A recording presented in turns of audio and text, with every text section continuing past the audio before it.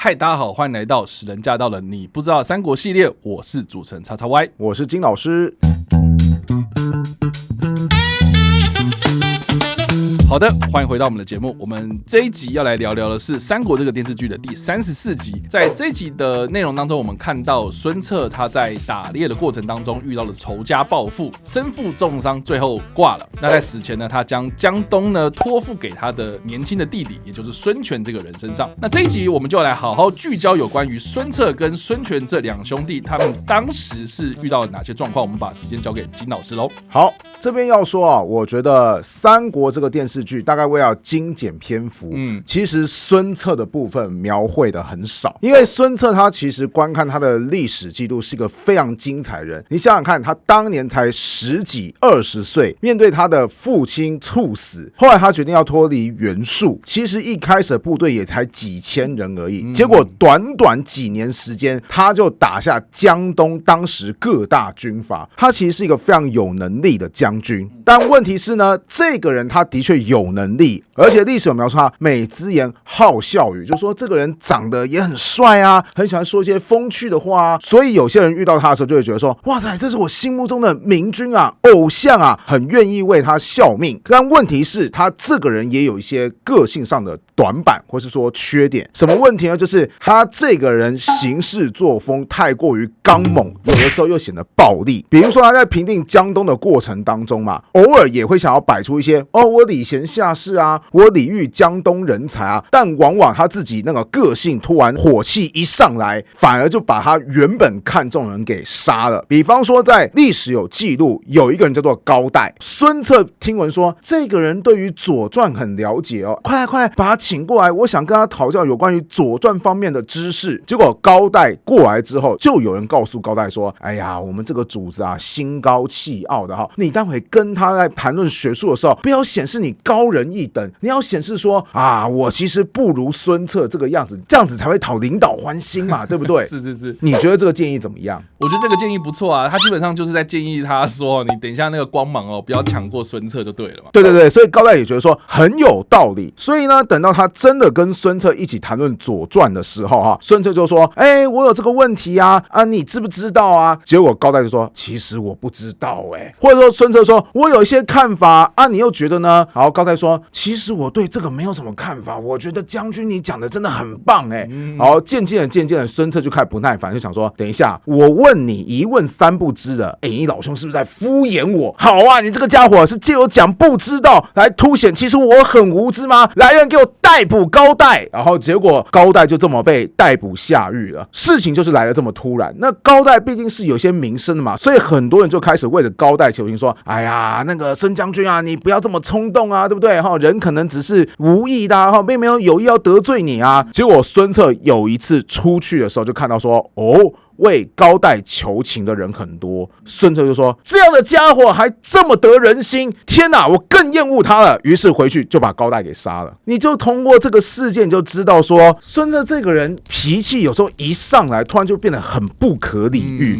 所以他在镇压整个江东的过程当中，往往就得罪很多人。其中一个人叫做谁呢？吴郡太守许贡。你光从他的官职就知道，他在江东当地也算是个地头蛇嘛，对，他对于孙策这个外来户其实就没有很开心，所以他有一次竟然上书那个东汉朝廷，就说，哎呀，我觉得孙策这个人就跟古代的那个项羽是一样的霸气外露。那现在这个样子呢，看起来他已经有割据江东势力的打算了，所以我觉得朝廷你应该尽早把孙策调离江东，不然孙策要是在江东生了根，以后他就形成一个很难对付的军阀势力，朝廷你要后悔就来不及了结果这个消息呢就被孙策给截获了。孙策就表示，你既然想借朝廷的名义把我从江东给调离，你活腻了是不是？二话不说就把这个许贡给杀了。当然我们平心而论，就是许贡的建议如果成真的话，对于当时的孙策来讲可以说是灭顶之灾，因为他脱离了袁术嘛，他后来打下地盘就在江东，结果你还把别人调离江东，哇，那你叫孙策以后还要怎么混呢？对不对？可问题是，孙策这个诛杀许贡的行为，就为他后来的人生埋下了祸患。讲完孙策的个性，其实是有时候暴冲的哈，不只是在对待政治的这件事情上面，平常的生活作息他也很暴冲。孙策这个人平时喜欢打猎，《江表传》就说到，他有的时候呢跟别人一起去打猎的时候哈，就只带少数人跟随。那带少数人跟随其实已经有点危险了，偏偏他自己骑的马特别的好，他又喜欢打猎嘛，对不对？所以一看到猎物追，唰冲出去，旁边的人连追都追不上，就形成自己一个人打猎的状态。当时啊，曹操的谋士郭嘉听闻了这件事情之后，就曾经给过一个评价，叫做：哎呀，孙策这个人哈，他虽然是个英雄豪杰，但问题是呢，平常这么的轻率，然后又不对自己的人身安全做一些防备，就算他掌握了100万之众，有什么用呢？只要他有一个疏忽，他可能随时就会被刺客暗杀。为什么郭嘉会特别提到孙策呢？那是因为曹操其实得知了一件事情，那个时候曹操正在跟袁绍进行官渡大战，当时的主力都压在官渡前线嘛。那其实负责安置汉献帝的许都就非常非常的空虚，孙策就曾经有企图率领精锐部队突袭许都。这边可以看得出来，孙策本人的战略眼光也是非常的宏伟的，他也想到说，你曹操可以奉天子以令不成，那为什么我孙策不可以呢？那我孙策有没有这个机会？当然有，因为你平常主力部队如果驻守在许都的话，我或许还很难动手，现在你许都空虚啊，我就不信我这个时候突袭，你曹操还能防备我。那事实上曹操听到这个消息就很担心，就问郭嘉说，听说孙策他有动作，孙策这个人非常果决的那如果他真的动手了，我们该怎么办？郭嘉才会回复曹操说，哎呀，这个人你不要太担心他迟早会完蛋哈。到最后他是怎么完蛋的呢？前面提到孙策他曾经杀了许贡，许贡在他的生前其实对待他的门客，就是有一些会投靠他的民间人士其实对待他们非常好，所以其实有3位许贡的门客就觉得说，你孙策杀死了我的主人，我就一定要复仇。那是怎么复仇的呢？就是他们3个就打扮成孙策军队的样子。那孙策又喜欢打猎嘛，对不对？有一次呢，孙策他又出去打猎，这3个人就开始埋伏在附近，准备暗杀孙策。那孙策打猎就看到，怎么附近出现3个人，就说你们3个哪来的？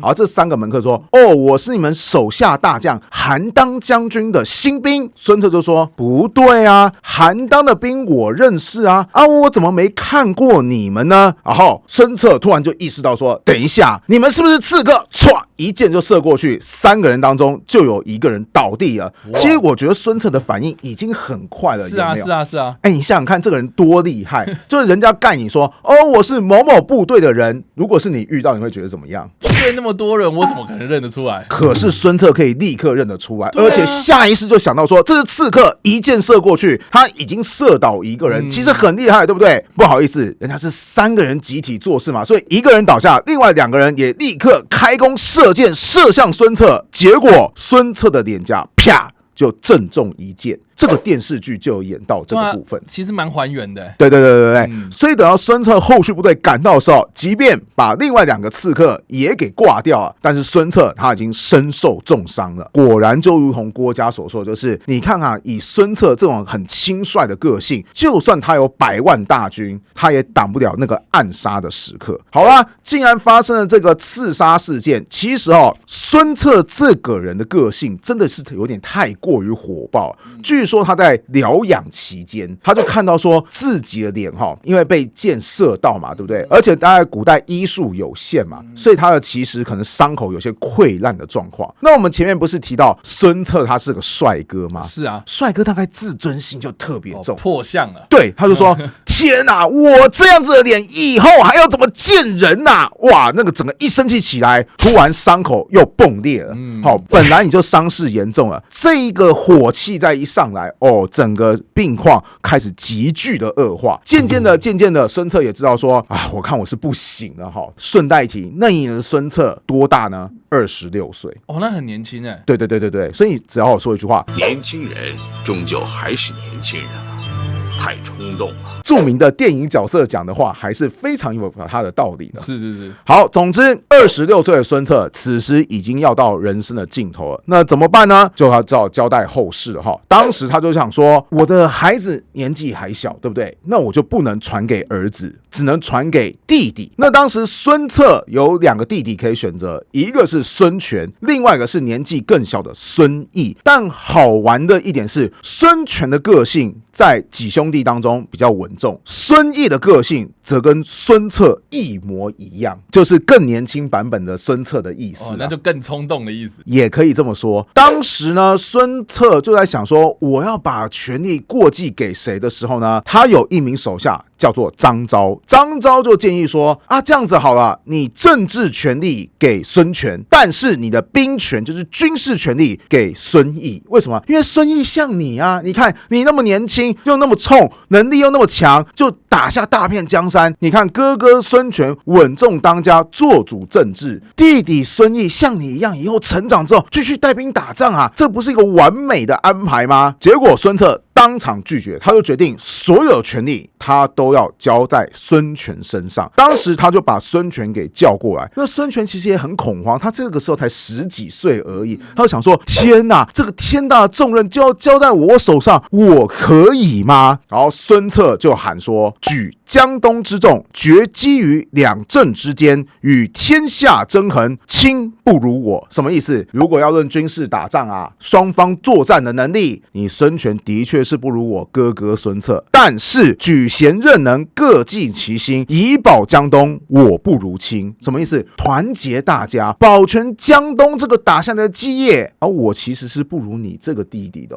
所以其实孙策算是给孙权一个很高的肯定或是评价，也可以算是一个安慰，说弟弟不要紧张，哥哥相信你一定可以的，就算不可以你也必须可以，因为哥哥我快要挂了。其实有的时候孙策大概也觉得说，这个时候选孙权有点无奈，毕竟人家才10几岁嘛，对不对？天下大事说变就变，哪有什么办法呢？对不对？所以孙策后来还把张昭找过来说，若众谋不任事者，君便自取。什么意思？我这个弟弟如果他后来干不好的话，我们江东集团干脆交给你张昭做主好了，能够保全就保全，不能保全那就投降中央好了。意思就是说，如果孙策他真的完全信任孙权的话，他怎么可能讲出这种话？他应该也是觉得说，对啦，我觉得弟弟你很有潜力啦，可是你才10几岁，谁知道潜力一定可以转换成为能力呢？所以只好把当时他最看重的大臣张昭找过来说，他不行